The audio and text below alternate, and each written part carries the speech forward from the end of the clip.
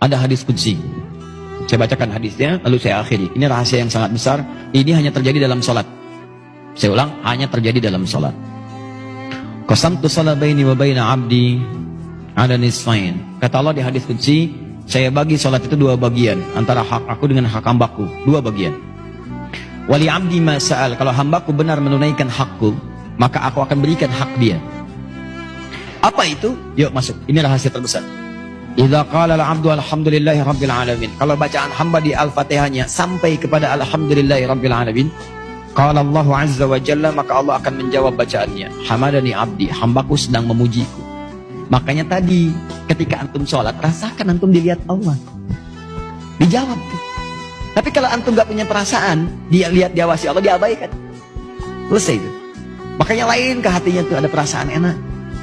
Wa idza qala ar-rahmanir rahim, jika dia sampai pada bacaan ar-rahmanir rahim, qala Allah azza wa jalla asna alayya abdi, hambaku sedang menyanjungku, kata Allah.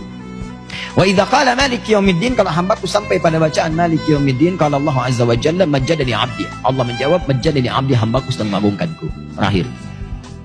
Wa idza qala al-abdu, kalau hamba sampai pada bacaan iyyaka na'budu wa iyyaka nasta'in, ya Allah sekarang ini kami sedang ibadah salat, wa iyyaka nasta'in, dan sekarang kami sedang punya permohonan, ya Allah kami ada persoalan, kami ada kebutuhan, kami ada masalah, kami minta ya Allah solusinya. Maka apa jawab Allah?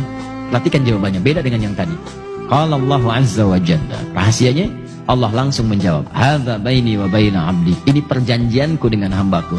Wali abdi, kalau hambaku benar bacaannya sampai sini, sholatnya benar sampai di situ, masalah sekarang apapun yang kamu minta aku akan berikan. Sekarang apapun yang kamu minta aku akan berikan. Saya tanya pada Anda membacakan iyyaka na'budu wa iyyaka nasta'in saat ruku atau saat sujud? Jangan kelamaan, saat berdiri. Enggak ada orang ruku baca iyyaka na'budu wa iyyaka nasta'in. Allahu akbar, iyyaka na'budu wa iyyaka nasta'in. Enggak ada. Subhana rabbiyal azim, subhana rabbiyal azim bihamdi, subhanakallahumma bihamdika Allahumma ighfirli. Itu yang dibaca.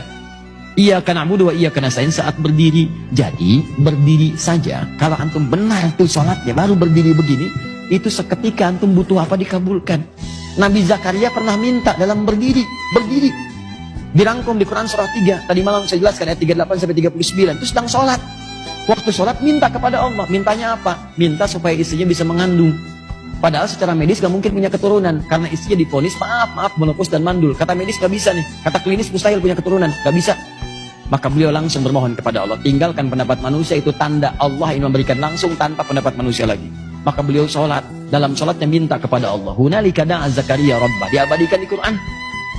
Di mihrab itu Nabi Zakaria bermohon kepada Rabbnya. Qala Rabbi habli min ladunka dzurriyyatan thayyibah innaka sami'ud du'a. Ya Allah, mereka mengatakan aku gak mungkin punya keturunan. Istriku punya keterbatasan. Karena itu saya mohon darimu saja ya Allah. Engkau pasti mengabulkan doa hamba. Ya Allah, pengabulanmu tidak terbatas. Kalau pada yang tidak terbatas pemberiannya tidak mengabulkan, kepada siapa lagi hamba mesti memohon? Engkau pasti mendengar doa hamba. Kalau pada yang maha mendengar tidak mengabulkan, kepada siapa lagi hamba mesti panjatkan? Itu sedang berdiri. Berdiri bahasa Arabnya qaimun, sedang sholat yusolli, baru selesai doanya turun malaikat langsung nyampaikan ayat 39-nya Quran surah 3 ayat 39, fanadatul malaikatu wa huwa qaimun yusolli fil mihrab annallaha yubashshiruka bi Yahya. Tiba-tiba turun malaikat, nih dijelaskan pentingnya ini, sedangkan beliau masih berdiri dalam sholatnya. Turun jawaban, Allah mengabulkan, memberi kabar gembira, istrimu akan mengandung, melahirkan, punya anak, namanya langsung dari Allah Yahya. Sosok yang hidup, yang mustahil menurut manusia. Bayi terlahir dari rahim seorang perempuan yang menopause dan mandul, kata Allah gak ada yang mustahil bagiku, jadi dan hidup dia. Kapan dipanjatkan? Berdiri. Dalam apa? Sholat. Nabi Zakaria sholat dalam berdiri, minta dikabulkan. Umat Nabi Muhammad, nabinya spesial, orangnya hebat, luar biasa, umatnya juga luar biasa. Dulu umat Nabi dulu lihat nabinya belum tentu beriman. Umat Nabi Muhammad gak lihat nabi masih beriman. Kurang apa lagi? Nabi Musa itu banyak umatnya, kelihatan nabinya ada gak beriman juga. Dibebaskan dari Firaun, Firaun ini tenggelam sampai ke bawah tuh. Begitu bebas dari lautan itu, Firaunnya sudah wafat, sudah selesai seketika. Musa, tolong dong cariin Tuhan lain. Bayangin. Nabi Isa kurang apa lagi? Mukjizatnya dahsyat. Yang tidak ada dengan izin Allah. Sakit tinggal diusap.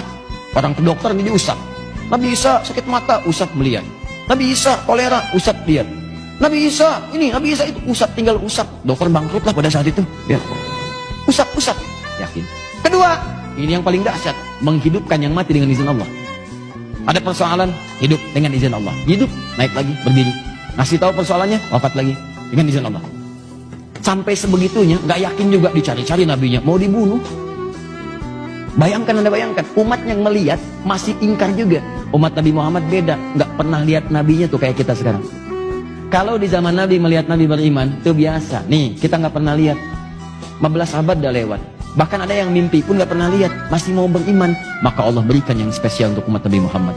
Nabi Zakaria sholat, berdiri, minta dikasih. Umat Nabi Muhammad sebelum sholat 5 kali sehari. Kata Allah, saya tunggu, kamu mau minta apa saya kasih. Cuman pertanyaannya, banyak yang tidak minta pada saat itu. Saya tanya pada antum, ketika antum sampai pada ayat ini, iyyaka na'budu wa iyyaka nasta'in, antum minta apa? Ayo, padahal jelas. Baca Al-Baqarah ayat 45. Wasta'inu bisabri wassalah. Kalau kamu punya masalah, minta kepada Allah solusinya. Bisabri, terima dengan sabar. Wassalah, saat sholat minta. Wasta'inu, perintah. Cara mintanya nasta'in. Kapan kalimat nasta'in itu muncul? Dalam berdiri. Iyyaka na'budu, ya Allah sekarang kami sholat. Kata engkau kalau punya masalah, lakukan sholat. Sekarang kami sholat. Wa iyyaka nasta'in. Kata engkau wasta'inu, sekarang kami nasta'in. Sekarang kami minta. Kata Allah, ya, kalau bagus sholatmu sekarang, minta. Apapun yang kamu minta, aku kabulkan. Pertanyaan saya, ini rahasia besar. Berapa di antara kita yang pernah minta dalam posisi seperti itu? Nah sekarang Ustaz, kalau kami ingin bermohon kepada Allah, ingin meminta, minta ya Allah, minta. Bagaimana caranya? Apakah langsung kita ucapkan? Ataukah kita sirkan dalam hati kita permohonannya?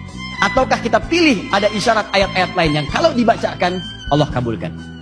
Ada rahasia besar yang kalau antum bacakan satu kalimat ini, apapun yang antum butuhkan akan dikabulkan seketika. Ketika antum butuhkan itu. Apa bacaan itu? Nanti dalam episode berikutnya kita akan bahas.